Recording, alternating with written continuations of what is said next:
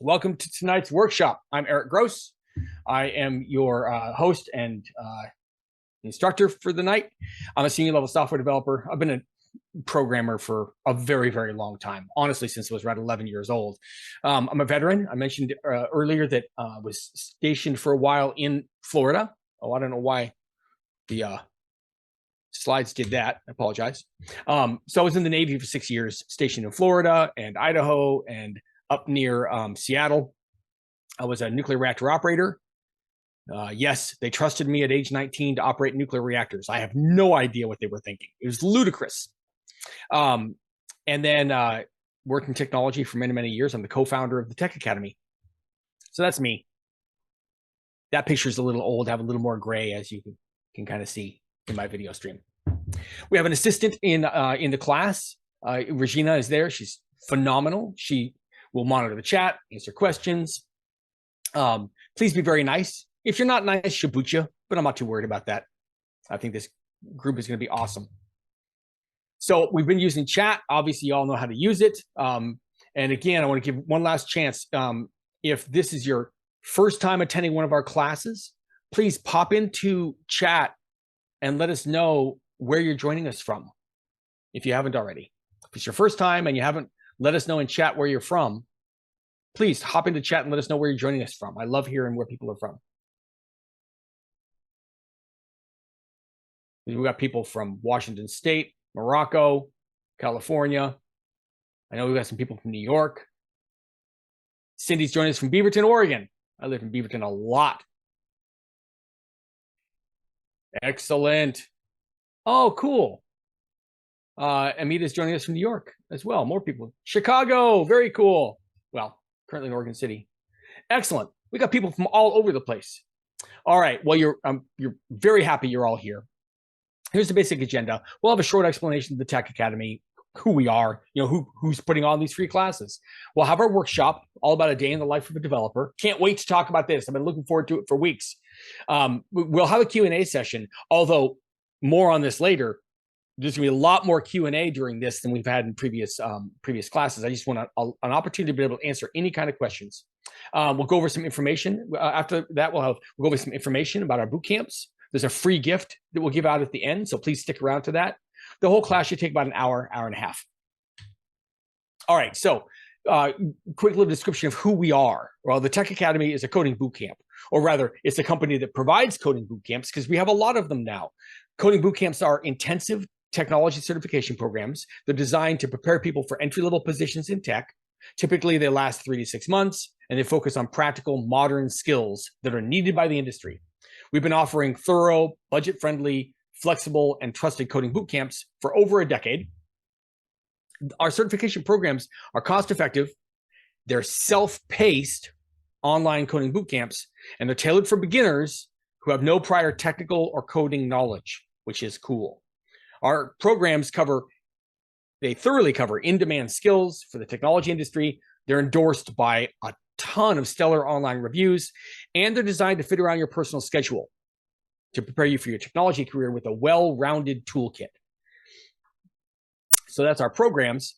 One of the things I want to point out is that in terms of pricing, while the average cost of boot camps in the nation is $13,500 as of now, ours are under the national average, and we even have boot camps that start as low as $5,300 for tuition. And finally, I always like to read our mission statement.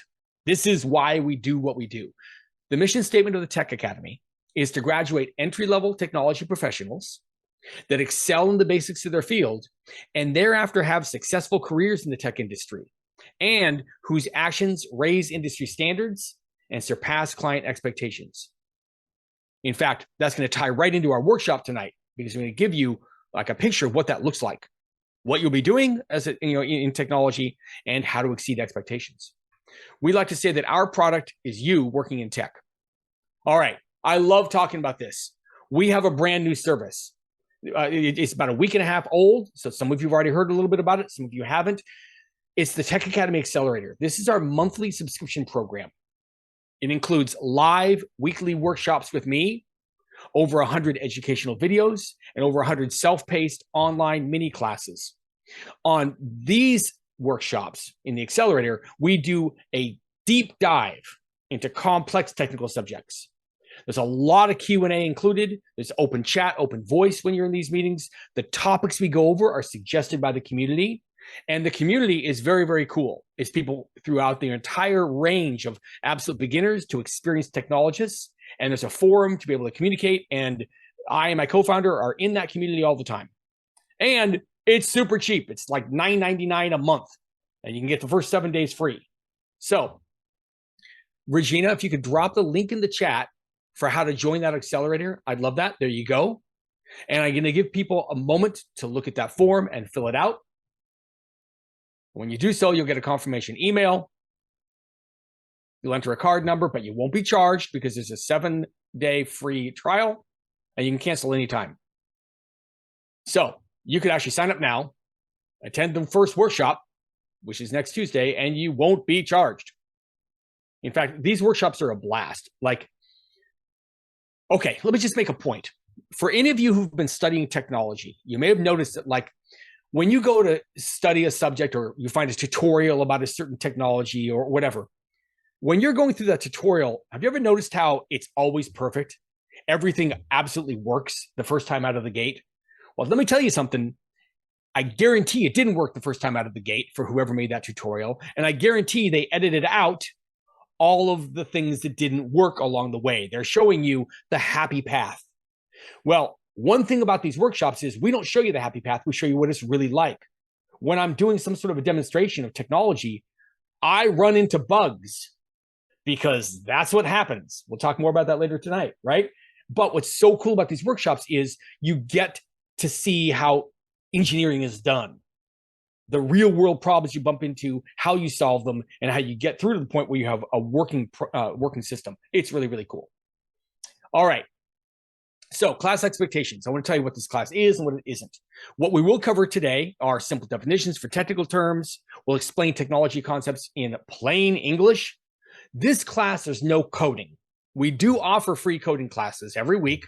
You can register for the next coding class on Meetup. And I think we even use Eventbrite. Regina, if you could find a link to our next free class and drop it in chat, I'd really appreciate that. Our free class. I said free chat. All right, there it is in chat. That's a link to our next event, and that one is coding. You can get your hands dirty and find out whether or not you actually enjoy this activity of telling a computer what to do, which clearly I do. All right, let's go ahead and switch over to a day in the life of a developer. Yay! I'm excited about this. All right, now we did this for a couple of reasons. Probably the biggest one, though, is that even today, with technology being as significant an element of modern society as it is, there's still a lot of misconceptions about what it means to work in tech. I still bump into people who think that, like, if you're a coder or a programmer, that you spend most of your time working alone, head down, doing a bunch of coding and type, probably work in a basement. Like, they'll joke about that, but that it's a very solitary activity and that all you're doing is coding. In fact, we have people who, when they're looking at joining the Tech Academy and doing one of our boot camps, we've had people say, well, I'm worried because I can't type very fast. Let me assure you, typing speed ain't got nothing to do with programming at all. It's never a matter of the speed at which you type. It's a matter of how well you utilize your mind. And as we're going to see, you don't even spend very much of your time actually writing code, which can be a surprise. So again, we're doing this, one, to paint a picture of what it's really like, but two, just to correct any misconceptions about what it's like to work in tech. So, oh yeah, I had really, really bad animation on this, and that's totally my fault. So I'm just going to pull them all up here. All right, so what is it that keeps a developer busy? We're going to break all of these down, but I want to give you the broad categories. You'll notice the first thing there is coding, actually writing the computer programs. But then we've got meetings, we have reporting and administration, we have infrastructure. And by the way, infrastructure means, in terms of technology, anything that is not your computer program. Any technology tool that isn't your program. For example, your computer program needs to have a place it can be installed and run. That's infrastructure. Your computer program may need to communicate with other programs. The mechanism for communication is infrastructure. Your computer program may very well need, during the process in which you're creating it, specialized computers that do part of the process of turning your code into a real program. None of those are your actual program. They're not the thing you're creating, but they're absolutely necessary. That's what infrastructure is. Another category of thing you're going to be busy with is helping your team. And then, of course, building the software. Now, I'm going to explain what building is in detail, but it's a technical action where you take what you wrote down as instructions. They look like almost like plain English. You take your instructions and you turn those through specialized tools, you turn those instructions into a form the computer can actually understand. That's what it means to build your software. And there's a lot that goes into it. And of course, debugging. No piece of software is perfect right out of the gate, I assure you. And when it isn't, you got to fix it. And that's debugging. So these are the broad categories of what developers spend their time doing. Now, let me go back. I mentioned that I want to have a bit more Q&A here. So as I talk, I'm going to be watching the chat. Anytime you have a question, just type into chat, I have a question, or type out what your question is. I'm going to pause as soon as I'm able and address it right then. Yes, we'll have a Q&A period at the end, but particularly with this workshop, I've thought of a lot of the things that I think you might want to know about in terms of what it's like to actually work in tech. But I guarantee you there's going to be aspects of the job that I never even thought that you'd want to know about. So I just want you to ask me.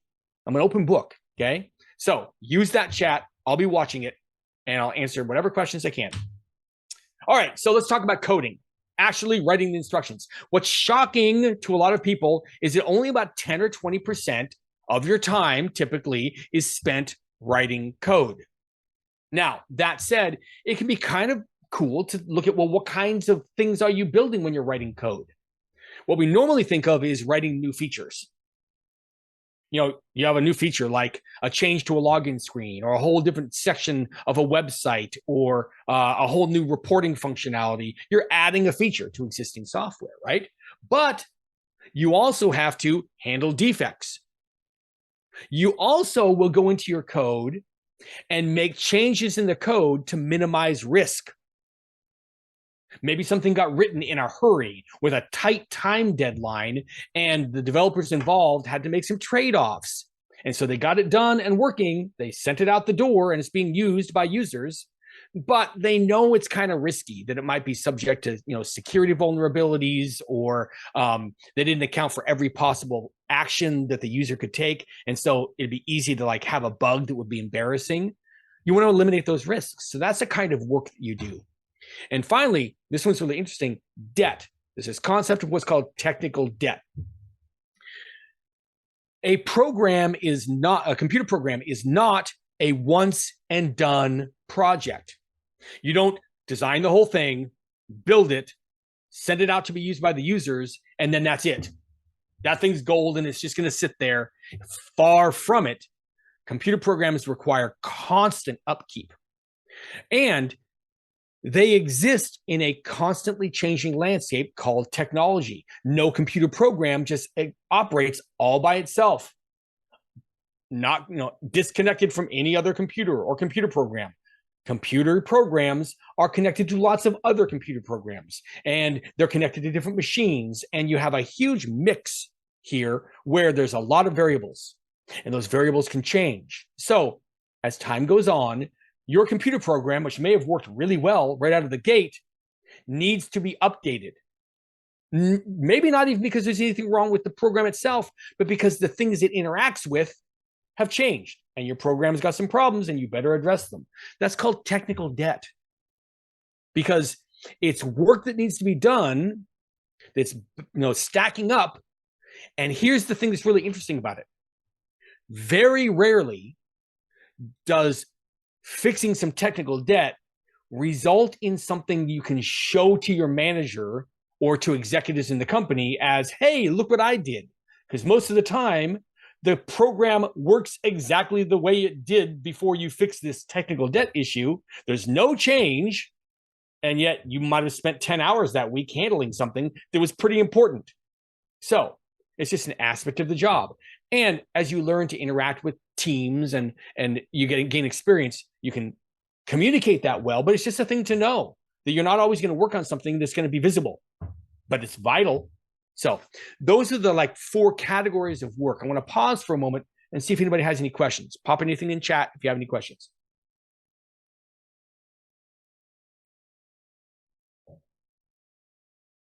Blake says, is there a way we can access these slides? I'm trying to take notes. Blake, don't worry about taking notes. This entire presentation is going to go up on YouTube within about a day. You'll be able to watch it, take screenshots, whatever you want to do. I have no problem with that at all. I'd rather just have you present in the moment, hearing what I'm saying, rather than taking notes. Feel free if you want to. I'm not going to stop you at all, right? Like I can reach through Zoom and stop you. But the point is, yes, you'll have access to all this information, like I said, within about a day. You can watch the whole thing. All right, so let's move on to meetings. Everybody loves meetings. Okay. Jacobed, hello, can you do tutorials on how to construct a code? We have free coding classes that are done every single week. And we have other free classes that are available at our website, learncodinganywhere.com. You'll have all those links at the end of the night, okay? And then I got a question, is the meeting being recorded? Absolutely, it's being recorded, and it'll go up on YouTube within about a day. So what kind of meetings are you going to have? Now, I want to say something. This is kind of cool. If you've been out in the working world for very long, you probably experienced pointless meetings. There's even that joke in modern business, this could have been an email. I will say that in the technology industry, most of the companies I've either worked at or consulted, in other words, companies that I know well, very few of them have a real big problem with meetings for meetings' sake. One of the cool things about the technology industry is we're a lot more concerned with being effective than we are with being interesting and noticed. We don't really like meetings for the sake of having meetings. They don't move the needle forward, as they say. They don't get anything productive done.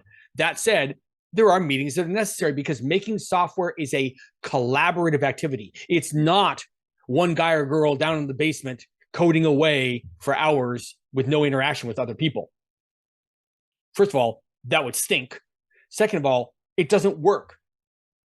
Software is big and complex with lots of moving parts, and it requires people with a lot of different viewpoints and experience to come together to build anything worthwhile. So it's a collaborative activity, which means meetings. So you might have design meetings. You're going to put features in this software. You ought to have some discussion about how to design them. What's the user experience going to be like? What's the exact feature, right? You might have meetings to plan out your work. Let's say you've got 20 different tasks that need to be done in any given week, and you've only got the bandwidth with your development team to get 10 of those done. You're going to have a meeting just to decide what to do during that week. That'll be a work planning meeting, and it's a pretty vital one. You're not going to spend a bunch of time, but you better sort that out rather than just working at random. There could be client-facing meetings. Some engineers like to talk to clients, some don't. I'm going to pause here for a moment and tell you something that if you get into technology could frankly end up with you making double or triple the amount you might in your career if you'll pay attention to what I'm about to say. If you can master the ability to speak comfortably with clients without talking down to them and without obligating the company to things it cannot actually perform, if you can navigate that line of working with clients well, your value in the organization will go through the roof because it is a vital activity and very few engineers want to have anything to do with it. I'm telling you, this is someone who does a lot of that work, and I can tell you when I'm pulled into to projects like that where I have to interact with the client, I am very valued and appreciated. I've worked really hard over the years. I didn't used to be good at it. I used to be very obnoxious and know best and like not the best technologist. But as I've worked on that, my value in the industry has gone up. So Work on that. It's really, really valuable. Another type of meeting you might want to have is what's called a change management meeting. Let's say that in any given like 2-week period, there are 5 major like proposed new changes to a computer program. And let's say they've all been built, but they've not been actually implemented into the program. They're sitting there, they're all built, and with a click of a button, they could go into the program. Well, lots of organizations want to have a human structure surrounding the decision about whether or not to integrate that new change into the computer program. There might be a variety of factors as to whether you'd say yes or no. That whole process is called change management. And as a technologist, you might be called upon to be there and talk about the new feature you built, why it's necessary, what it does, and to hear from other folks about, well, there might be a possible conflict with this deadline or with this other feature that's being implemented. You want to manage that process. That's called change management. Again, none of these meetings are wasted time if they're done well, but this is a lot of what you spend your time doing, is having these kinds of meetings. All right, so I'm going to pause on the meeting slide and see if there's any other questions.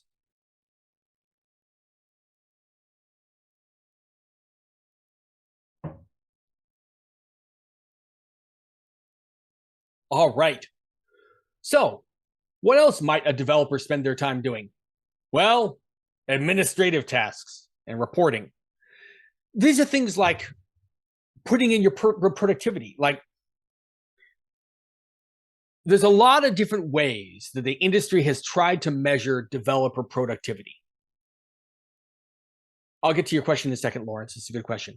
There's a lot of different ways that the technology industry over the decades has tried to measure how productive is an individual developer. It can sometimes be a very touchy subject, all right? And I want to give you an example of why. This is a story I've told before, but in a different light. I worked with a fellow about 10 years ago who had the coolest nickname ever. Some of you have heard me say this nickname. His nickname was Optimizer Prime. And on his little cubicle, he even had a little 8.5 by 11 of, Optimus Prime from the Transformers, and someone had changed to say Optimizer Prime. Now, without getting into the nerdy details of why he was called Optimizer, there was a task he was given early on in his time at that company where a particular process on a computer that ran overnight was taking 5 or 6 hours to run, and was sometimes taking so long to run that it wasn't done by the time business was starting up the next morning. And this thing being done was required for business to start. It's a healthcare company, and they had to have this thing done. It was a major problem. So this fellow disappeared in his cubicle for about a week and just worked over this process and got it down to where the process took 32 minutes. Now,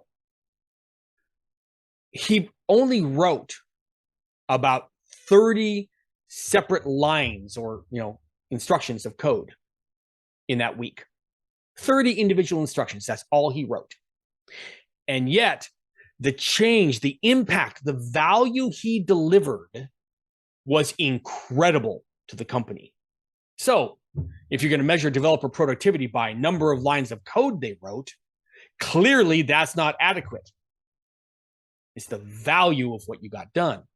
So again, there's lots of different ways to measure this. The point is that your company will have some way to track productivity of a technology professional.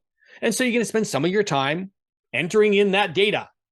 Or maybe you work for a really cool modern shop and they automate some of that data collection, which would be good. Okay. Another type of administrative thing you're going to have to do all the time, you're going to have to respond to emails. It's just the way it is. There's emails related to your job, and there's emails related to the operation of the company, and you're going to have to go through those and be in communication.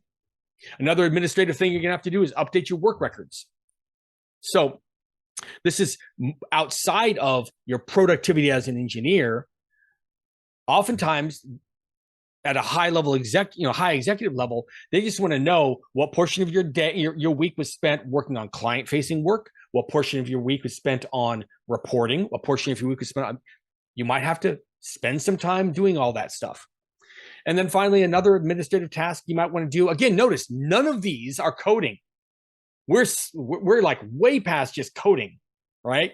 So I hope you get in the picture that when you're an engineer or a developer, you don't just spend all your time writing code. But another task you might be involved in is updating developer documentation. Think about this. When you come onto the job as a new person, a new hire, there's a lot of things you need to do to get set up to be able to actually work. Your computer has to be set up with all the needed software. You have to be able to connect to all the different programs you're going to need to use. There's lots of remote machines you might need to connect to. There's a whole setup process. So one very common piece of documentation you'll find in a lot of good companies is onboarding documentation. You can just give it to an experienced developer, and for the most part, they can follow along and just set up everything they need to. Well, that documentation will probably need to be updated every once in a while as changes occur. So it's another thing you might spend your time doing is helping with developer documentation to make your life easier, the existing members of your team, make their lives easier, and make life easier for new people who are brought onto the team. All right, so that's reporting and admin. Again, I'll just pause for a moment and see if anybody has any questions.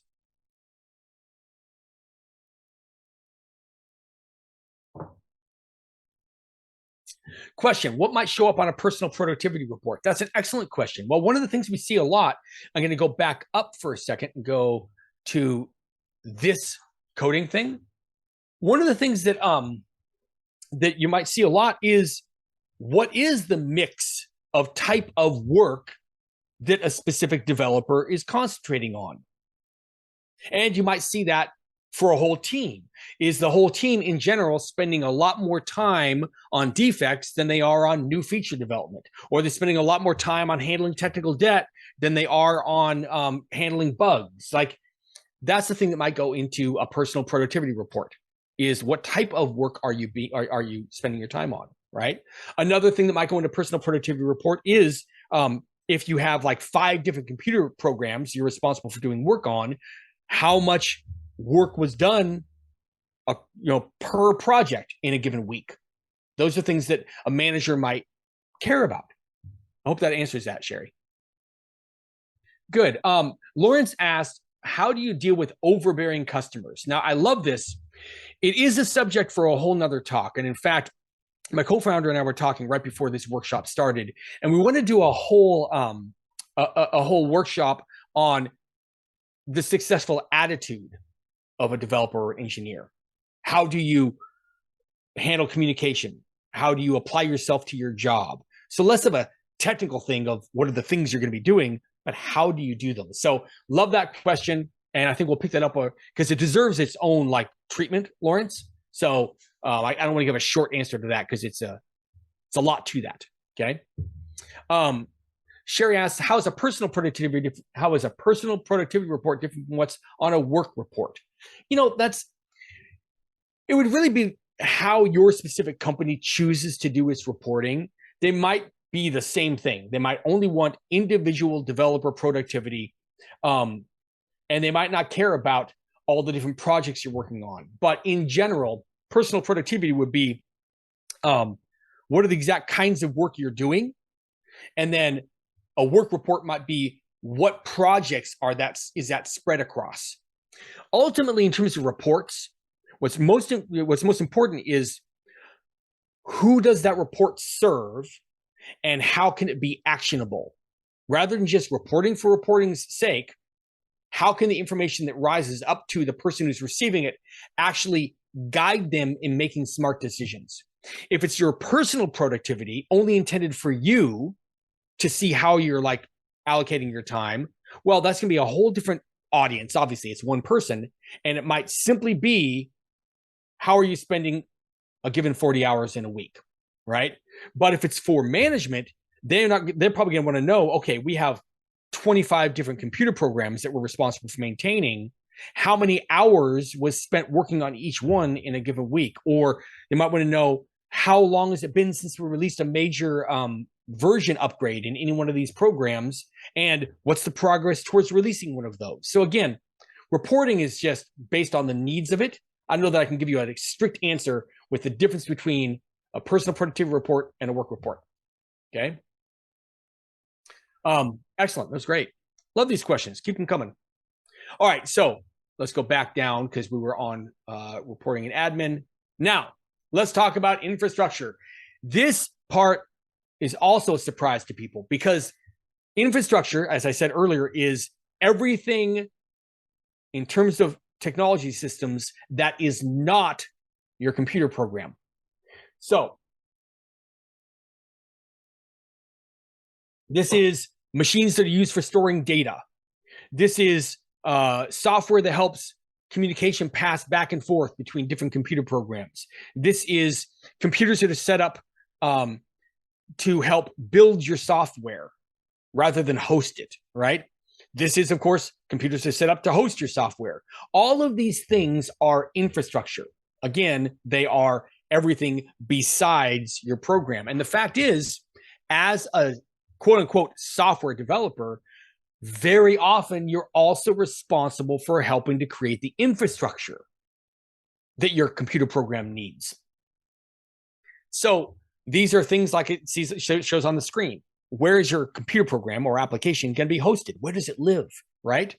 How does it network with other computer programs and other machines? And here's a specialized one. I mentioned earlier this concept of a build. And a build is the process of taking your text files, your code files, they're written in some language like JavaScript or C# or whatever language they're written in, but you can read through them. They're just text files. They're not special at all. In fact, they're so not special that your computer program cannot run them.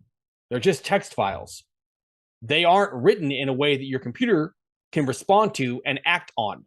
They are not instructions that your computer is capable of understanding. And so you have to have this whole process of turning that computer language code that you wrote into a form that your computer can actually run. That process is called compiling. And there's a whole, we've done several free classes over the last few months, and you can find, if you go through those, a little more data about compiling. But the short version is take the text files that represent your computer program and turn them into a actual program, a form that your computer can run. That's called doing a build. There are some other things you do along the way. We'll talk about those more in a couple of minutes. But the point is that you need a computer that can do that work. You need a computer dedicated to taking in those text files and compiling them down to a form that is a runnable program, right? That's a specialized machine called a build machine. And very often, because it's the developers that are using that machine, they're the one responsible for keeping it up to date, making sure it's operational. None of that is writing code. And I hope you're seeing this message. I'm hammering it home with a baseball bat. Very little of your time is spent actually writing code. It's not to minimize the importance of it, but it's just to show you that the life of a developer is varied. There's a lot of things you do. The last thing I want to talk about in terms of infrastructure is the concept of what are called code libraries. Now, I think you just picture this. You got a company that's been around for quite a while, years and years, and they create a lot of different computer programs. And these programs, over time, it becomes identified that there's certain common needs that most computer programs in that company have. Well, smart engineering teams will take some of their engineers and say, listen, every single program we have needs, for example, a way to log the activity inside that program and notify people if an error occurs. Every program needs that. So why don't you 2 or 3 engineers get together and design a standardized way that our company, our developers, will have their computer programs implement logging activity and notifying people of an error. And then they'll create that, and that becomes the library, a reusable set of computer code that anybody who's making a program in the company can use. So you, as a developer, might spend time working on that. Again, you're not creating the programs. They're going to end up going out to the user and serving them. But you are creating code that will greatly assist every engineer in the company, which is pretty cool, right? So, questions on this infrastructure slide while I grab a sip of water because I'm talking a lot. I get excited about this stuff.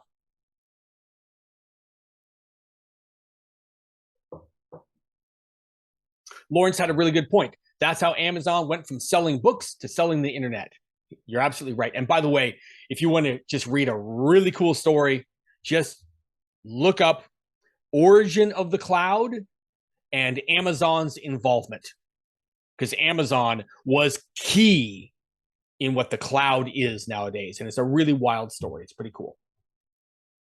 Okay, good. Again, pop anything in chat and questions anytime you want. I'm watching it. Another thing you're going to spend time doing as a developer is helping your team.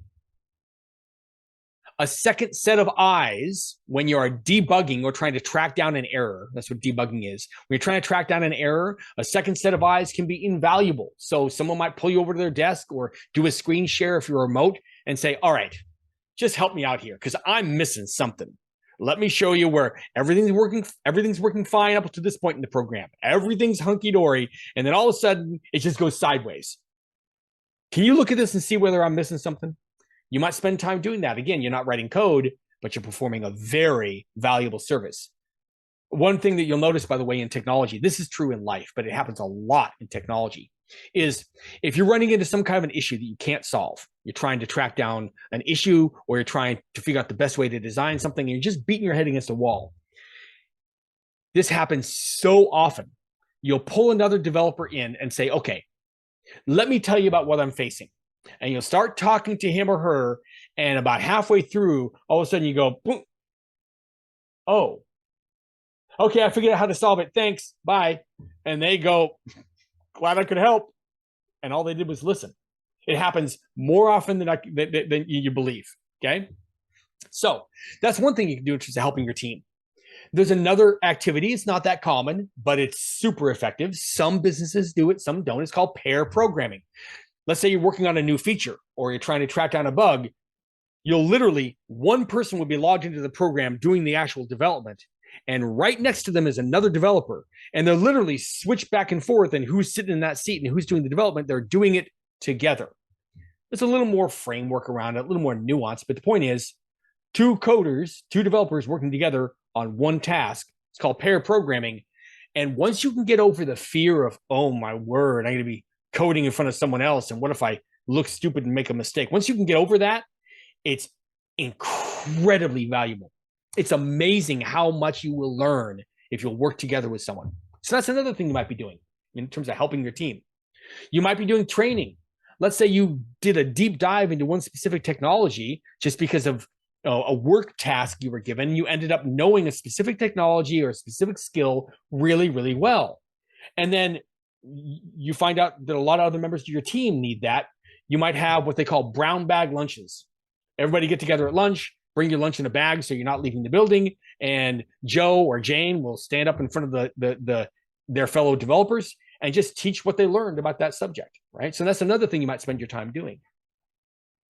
You might spend time with your team simply just talking through a problem. I kind of talked about this before, but just that second set of eyes and ears is incredible, right?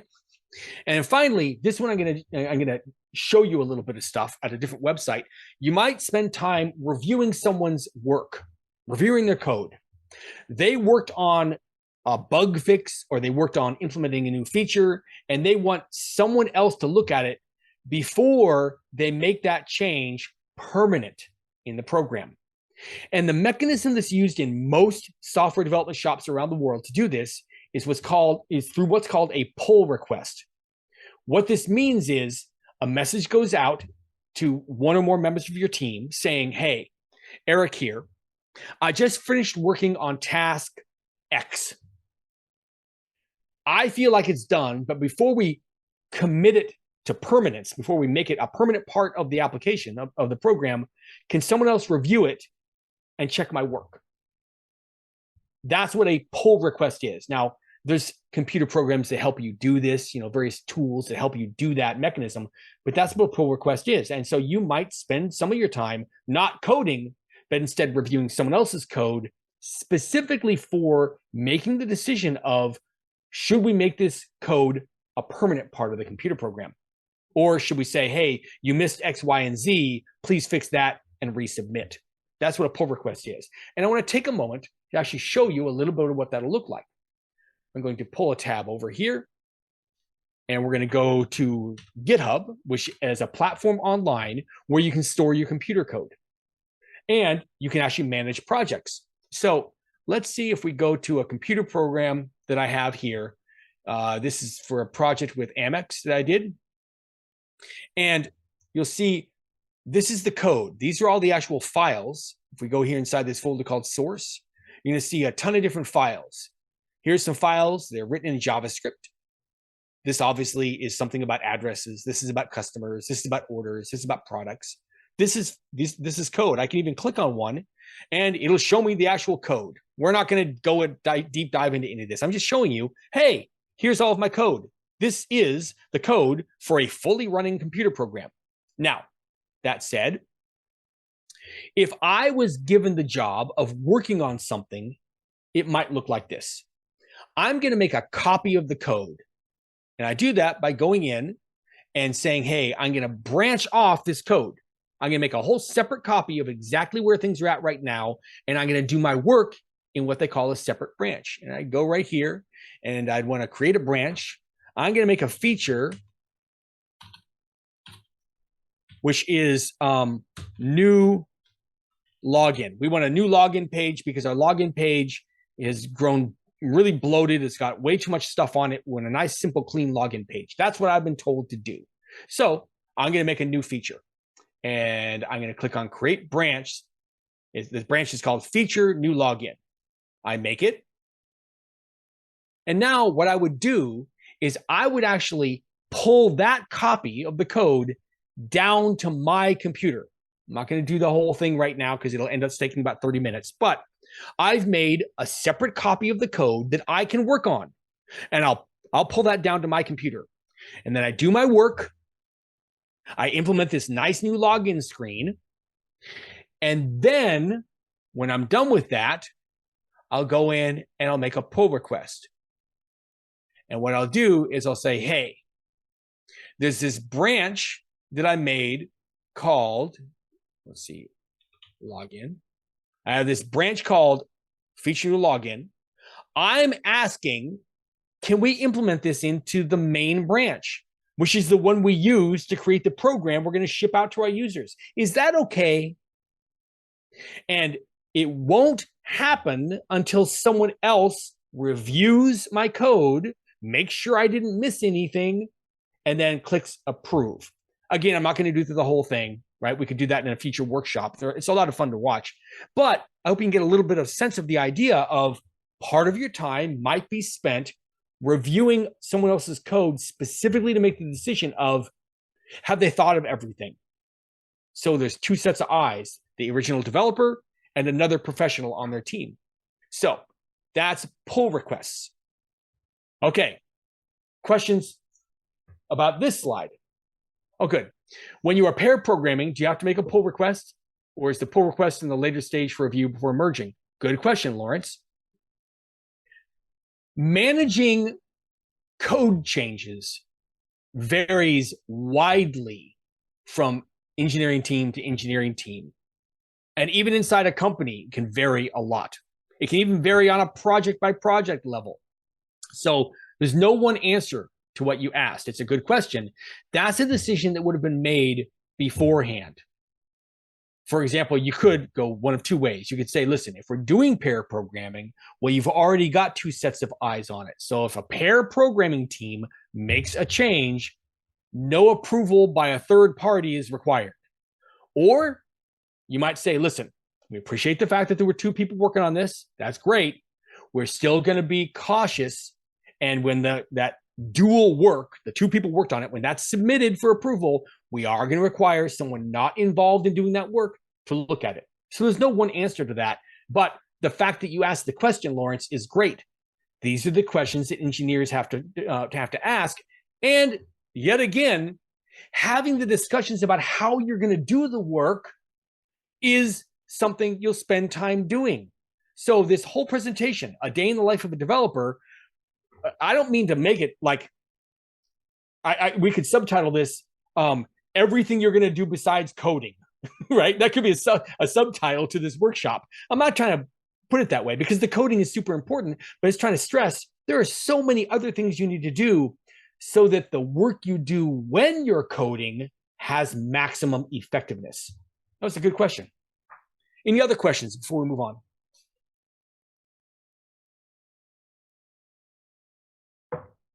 All right.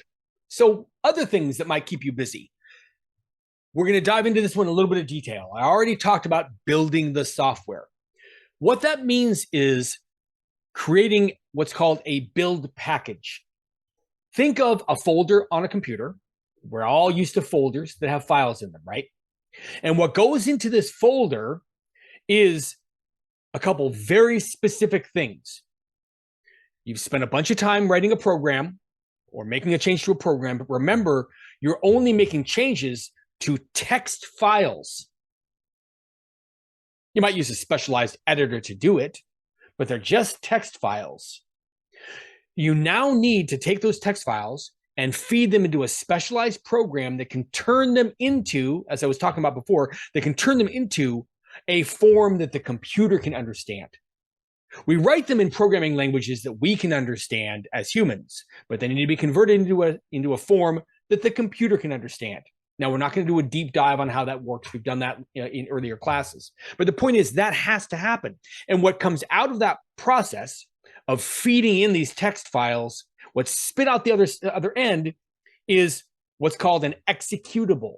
That's a file that contains instructions that the computer can actually execute. In other words, a program. That's all it is. When you say I'm going to install a program on my computer, what you're actually installing is that executable. Now, there are some other things besides the executable that your program might need when it's running. For example, it might make use of other code that you didn't write. A common example of this is, let's say your computer program is making use of some very complex statistical analyses. Well, I don't know about you, but if I'm writing a program that does some statistical analysis, I don't want to have to write all the code that does the actual statistical analysis. I'd rather write the code that takes in all of the data and then the code that sends the now analyzed data onto somewhere else. And I would like to leverage the fact that smarter minds than mine, people deeply experienced in statistical analysis, have gone ahead and made, in most cases, free code that does statistical analysis functions. That collection of free code, it's not always free, but it is a lot of the time. That collection of pre-made code is called a library. It's a code library. Well, if your program needs to make use of that, you better put that in your build package. Those are what are called libraries. We also call them dependencies because your program depends on those to do its job. Another thing that you probably need are what we call assets. That's all fancy word for images and videos and that sort of thing. Your computer program needs to use images. Well, guess what? Images are not computer code. Images are not a computer program, but your program most certainly will need them at various points. So you have to include those in the build package. Here's the whole point.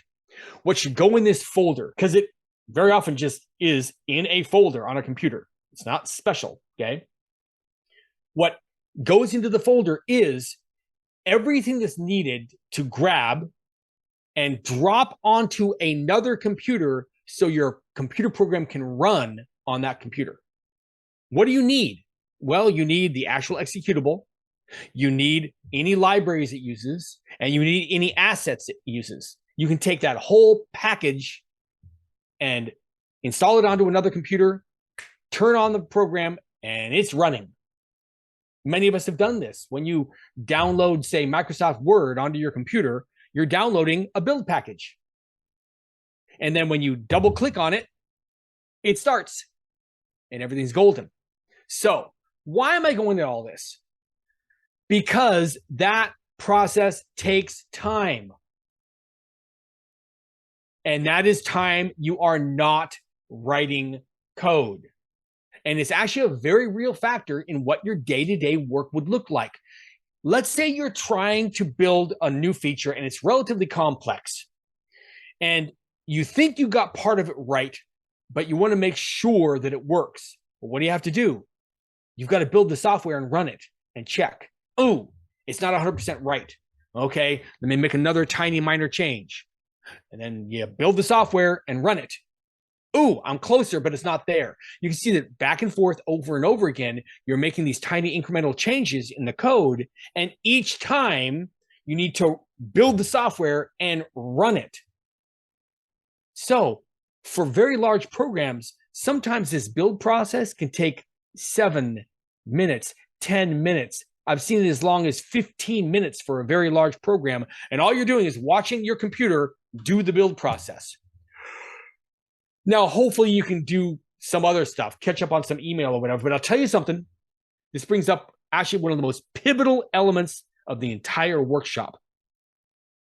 When you are trying to solve a problem as a developer, as an engineer, and you start diving into it, you'll find yourself holding in your mind a bunch of different factors.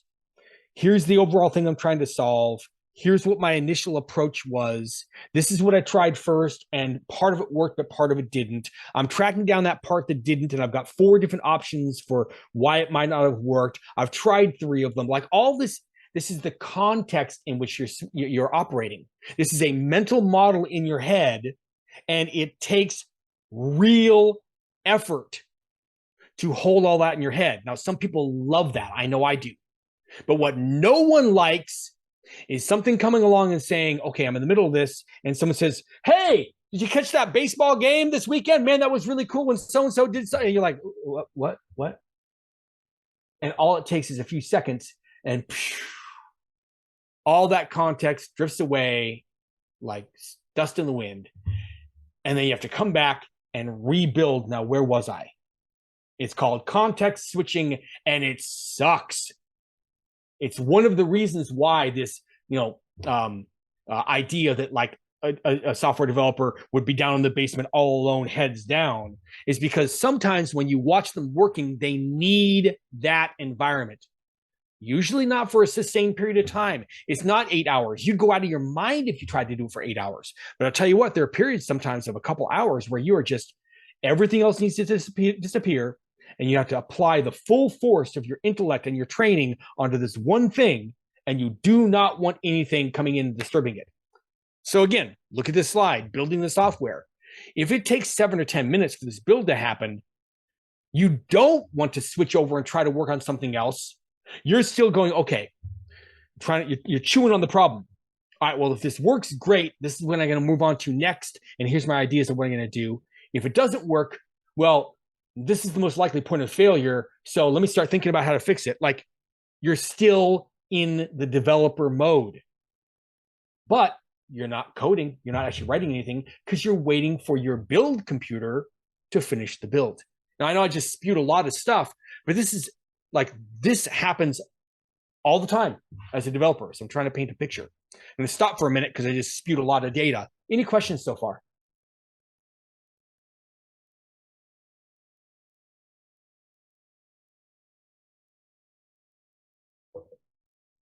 Okay. Lawrence, if I were going to take up that question, I have to explain a lot to even be able to tell people about it, right? But to answer the implicit question, yes, those also take time to run, and it's the same thing. You're just sitting there waiting for them to run, okay? But that is part of this next bullet point. Regardless, Lawrence clearly has got some technology background, which is great, and he used a specific term for a type of test. It would require a fair bit of explanation to dive into that. So I don't want to introduce it into this workshop. But I will say that you're spot on, Lawrence. That's why I have this second bullet point here. It's not enough to just build the computer program and see whether or not what you just changed is working correctly. It's possible that the change you made is working correctly, but there's unintended consequences in some other area of the program. So it's be really smart to have a set of tests that are run every time you make a change to the program to make sure that nothing else got broken based on your work. And you'd want those to happen automatically. Well, great. That's really smart, but that takes time. It takes time during which you're not writing code. And then the last thing I want to stress here is that, let's say you've made a change. When you're writing code, unless you are in a very irresponsible company, when you're making a change to the code and you turn it into an executable, that executable is not the one being used to actually service the end users. That executable, that program, is not going to be immediately taken and installed out in what they call the production environment, available to you, to your real users to use. It's super risky. Instead, what usually happens is you make that change, you do a build, and then you install that computer program, everything in the build package. You install that in a special computer that's just called a development computer. And your other developers can look at it and go, okay, all right, seems fine to me. And then you would take that program and you install it in a different computer called a quality assurance computer. That computer is called the quality assurance environment. And other personnel who are responsible for testing and everything would then look at that version of the program that's running and test the holy heck out of it. And if it passed all the tests, then you'd install that program into yet another computer, another environment, they call it, often called staging. This is like right before it goes out to the real end users. We're staging it for being deployed to the end users. And there might be yet another set of people that would go in and test the holy heck out of that program right before it goes. Finally, you'd install it in the live environment. And at that point, that code change you made is in the hands of the users. What's the point? You might be needed at any of those steps along the way to advise, or if something fails, to pull your code back, figure out what went wrong in whatever environment, and fix it. All of these are things you might spend your time doing. Okay, so that's the building the software piece. Any questions? Okay, debugging. I told you, no computer program is perfect as soon as it's done. It's just not going to happen. So what are the kind of tools you use? Well, there's specialized programs called code debuggers. And I just want to talk for a moment about the miracle that is a code debugger. If you've been following along, you've caught the fact that when you're writing your code out, you're writing it in some programming language that reads much like English, but you've also caught the fact that those instructions are not capable of being executed by your computer. Instead, those instructions written in a language like JavaScript or whatever need to be turned into instructions that the computer can actually perform. Those instructions, by the way, end up being written in a language called machine language. It's the language of the machine, right? The computer. Well, what a code debugger is a magical little computer program that can do two things side by side. On the one side, it can show you the code you wrote that's in whatever language, say JavaScript. And on the other side, it's actually running your program. It turned it into this machine language and it's running it. And it's capable of showing where that actual running program is relative to these JavaScript instructions, which aren't even capable of being executed. So you could be at one point in your file of JavaScript and you can go, okay, execute the next step. And on your screen, it'll show that you've gone on to the next step and performed it. Now, that line you're looking at, that line of code, cannot actually be run by the computer. Only that line turned into machine language can be run by the computer, but this debugging tool can operate them both in parallel. And so you can step through your program, one instruction at a time, seeing exactly what's occurring in the actual running program, which is just magical. It's really, really cool. And so this is a thing you'll spend some of your time doing because, like I said, no program is perfect right out of the gate, right? Another thing you might use for debugging is logs. I mentioned earlier this example of when a company might want to tasks some of its developers with creating a standardized way um, of recording what occurs inside a computer program. They call that logging. And if an error occurs, of notifying people. Well, if you're trying to figure out what's going wrong with the program, you would probably go to the logs. They'd be stored in a file somewhere, and they would have at this exact time, down to the millisecond, here's what occurred. And then a few milliseconds later, here's what occurred, and here's what's occurred. Now, you as the programmer have to have put instructions in the program to store that information in a log somewhere. But as long as you've done that, now when things go haywire, you can go back to the logs and say, all right, well, let me follow along. Yeah, that's normal. Yeah, that's normal. That's not normal. And so you know roughly where in the execution of your program things went haywire. It's really valuable. And finally, another thing you either are going to use or sometimes not need to create is a document that says, well, if you're trying to fix the following bug, here's the exact way to reproduce the bug. Some computer programs are pretty complex. And if you just get a report back from a user that says the software isn't working, that's of no value whatsoever. Now, if you get a report back from a user that says the load analysis part of the computer program isn't working, you're like, oh, okay, that narrows it down a little bit, but you haven't told me anything.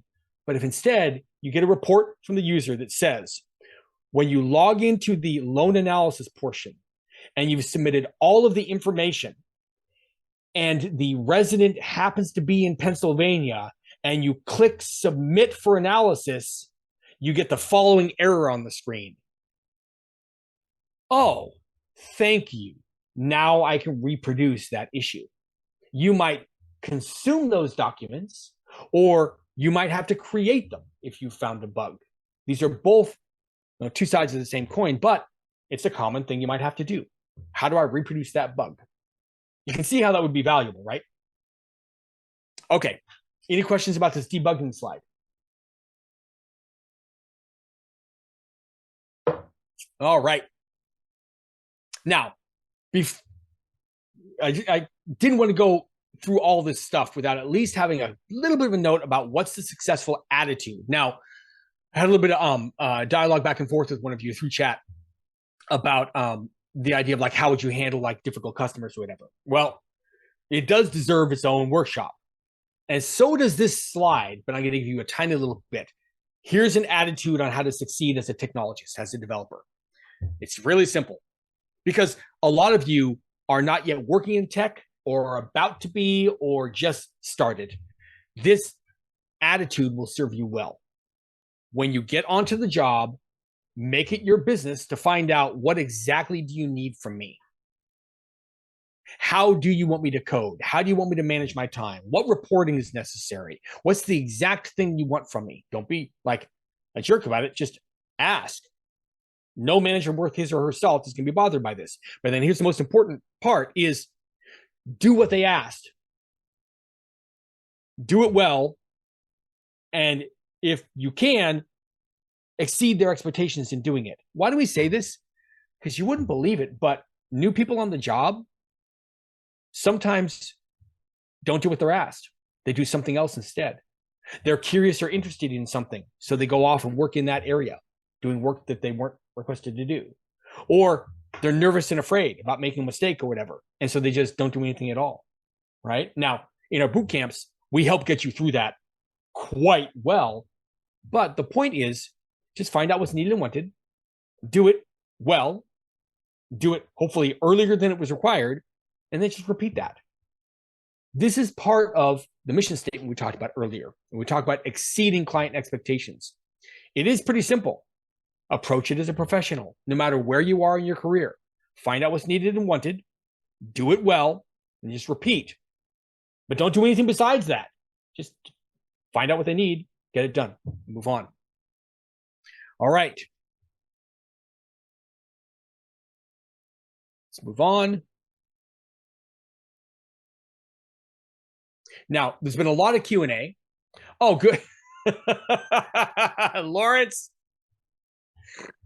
Lawrence asks, if debugging is removing bugs, Is programming the act of introducing bugs?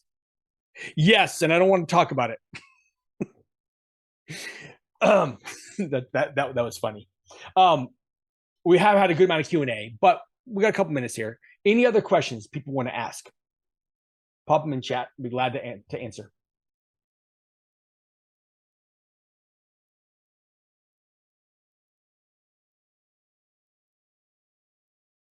All right, I'll still be watching chat. If you think of something, just let me know.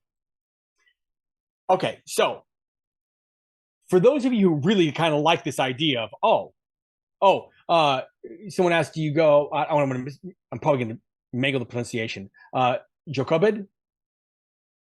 I hope I pronounced it right. Do you go into office or work from home? Well, we're about to talk about that. I happen to work remotely, and things have changed a lot in the last 3 or 4 years. Remote work is quite popular and common in technology. Prior to that period, it wasn't as popular, and you had to really work your tail off to be allowed to work remotely. Now it's quite common. I work remotely and have for years. Okay, so let's talk about the Tech Academy. We have, and by the way, please do stick around. We got a free gift coming your way, and it's worth it. It's very cool. We at this point have 12 coding boot camps. They're online boot camps. They cover a huge range of technology subjects, including artificial intelligence, computer programming, website development, cybersecurity, design, data science, video game development, and mobile app development. In fact, we have more certification programs than any other coding boot camp on earth. And our boot camps are self-paced, but they're still instructor supported. They're flexible. Our students can set their own schedule, and they can enroll 365 days a year. Our content on every one of these boot camps is well-rounded, and it's in-depth. It's not a shallow dive. The boot camps are affordable. They're priced under the national average. And all of our programs include job placement training and job placement assistance. Most importantly, all of these programs are designed for absolute beginners. No technology knowledge or experience is required, so you don't have to be a nerd to enroll and to get through the programs. I'm a nerd, but that's just me. We consistently land on every major best coding bootcamp list out there. And our average review rating across all major bootcamp review websites is 4.8 out of 5 stars. And that's based on student and graduate feedback, which we're very, very proud of. So why would you consider working in tech? I just laid out like a whole bunch of stuff about the day in the life of the developer. Maybe some of it appealed to you, maybe it didn't. But let's just look at the industry as a whole. This is an industry that has good work-life balance. I could talk about that for a while, but I don't work any 50, 60-hour weeks. I can work remote. And many people in technology do. As an industry, it's got good work-life balance, and remote work is quite possible. And it is a very creative industry, which is really cool. It's not boring and mechanical. First of all, you just saw there's so much human interaction. There's so much focus in a good company. There's so much focus on delivering value to the user and coming up with innovative solutions, in throwing ideas back and forth and bouncing ideas off one another. It's very creative. And so when you solve these difficult problems, you have a lot of personal pride in your work. It's also a stable industry. It just keeps expanding. And this blows my mind. The number of jobs available in technology exceeds the available supply of technology workers by a wide margin. And it has for decades. And it's projected for the next 10 years, because the Bureau of Labor and Statistics in the US government tracks this stuff. Over the next 10 years, we're upside down by at least 1 million technology workers. That's how many more jobs there are than projected new people entering the field. It also pays well, and you stick with it and keep learning and applying yourself, you get regular increases in pay. So that said, there are barriers to our route of breaking into the industry. Our route being a boot camp. Boot camp tuition costs thousands of dollars. I mean, it's 3 to 6 months of intensive training. It's going to cost something. We offer multiple financing options, including an upfront payment discount, monthly payment options for people that have no credit or bad credit. There's a tuition option for everyone in whatever financial condition. But here's the truth. Getting through a Tech Academy bootcamp is an investment in yourself. You're giving yourself a skill set and a method of thinking that is in incredible demand and pays well. The most important thing you can have in life, the most important asset, is your own certainty and confidence in yourself. And at least in the technology sphere, that's what we build, is people who are certain and confident of themselves. Luckily, we do it in an industry that pays really well and is pretty satisfying to work in. Another real barrier is time. It takes time to get through this stuff. There's a lot to learn. Now, some boot camps approach that problem by grouping everyone into a cohort. Everyone starts on the same day and they all move through the material at the same time, and you've got to take 40 hours a week to do it. And for a lot of people, that can be pretty rough. Some boot camps even require you to be in person at a campus, making it even more difficult if you have to travel. At the Tech Academy, all of our programs are online, so you can study from anywhere. You choose your study schedule. Part-time study is allowed, and that means you can study concurrent to holding down a job or going to school. And finally, getting through boot camp requires some technical ability. You may have gotten the idea that you don't have that ability, but the fact is, a lot of technology education materials are too hard. And they're too hard for the reason that most educators assume too much prior knowledge on the part of the learner. With our programs, you don't have to be a nerd. You don't have to have any technology background to enroll. That's our job, is to create the curriculum in such a manner that you can get through it one step at a time and emerge out the other side a well-rounded entry-level developer in your specialty of choice. And we do that really, really well. So I've got a question for you. A few questions, actually. Are you working in a dead-end job? Like when you look at the maximum pay you can expect in that field, is it just not going to be adequate? Or maybe you're even unemployed.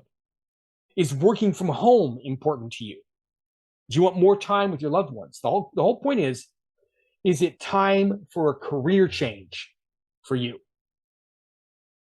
If it is, Tech Academy is the solution. We're career change experts. This bridge in our logo is there for a reason. We represent the route into technology for everyone. You cross that bridge from going from lack of knowledge and certainty and confidence over to tremendous knowledge and certainty and confidence and the ability to make a great living in tech. At this point, we have a decade of experience breaking people into tech. Most of our graduates make on average $30 an hour in their first job. If you do the math, that's about $60,000 a year.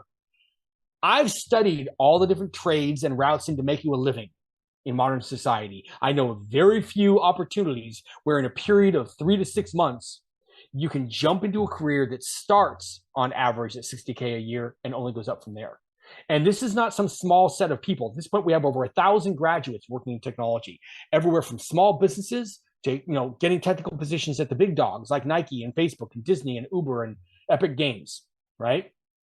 So as a reminder, we have open enrollment. You can start anytime. So I encourage you to enroll now. And if you want to find out more about how to do that, please, by the way, stick around for the free gift. We're about to show you how to get that. You can go here. That link will be dropped into chat. Virginia, if you could drop that link in chat. Go there to find out more. It's a simple form. When you fill that form out, there's a series of steps about the Tech Academy. Okay, let me grab that link and put it in. Oh, there it is. Good. Okay. Once you go there and fill out the simple form, there's a series of videos, articles that explain the Tech Academy so you can make an informed decision. There's even an optional step where you can book a call with our admissions staff. They can answer any of your questions. So after the event, complete those steps. But I'm going to pause for a moment for anybody who wants to fill that form out and to get some water because I've been talking a lot.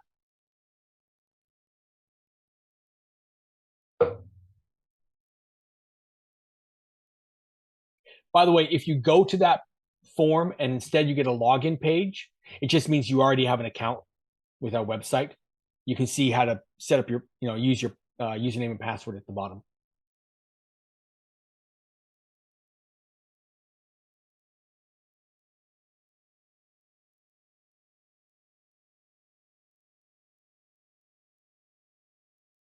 I love seeing new names. I see an L McCleary. L, where are you joining us from? If you want to, hop in chat and let us know where you're joining us from. That'd be cool.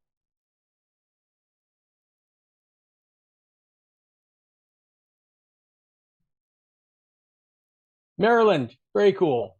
Maryland actually is the farthest north on the Eastern Seaboard I've ever been. I've been to 43 different states. I love travel. I've been fortunate enough to go to a lot of different places. I've been to 43 states. The places I've never been, Alaska, it's a long ways away, and any state north of Maryland. I've just never been there. So, that, like the birthplace of our nation, I've never been up there. I cannot wait to go up there. But I loved Maryland. That was really cool. All right. So, here's another cool opportunity. Since our graduates love us, referrals have been one of the top enrollment sources for our school for years. And for years, we've offered a 5% commission payment for all, referrals if someone enrolls. Well, that's not just confined to our students and graduates.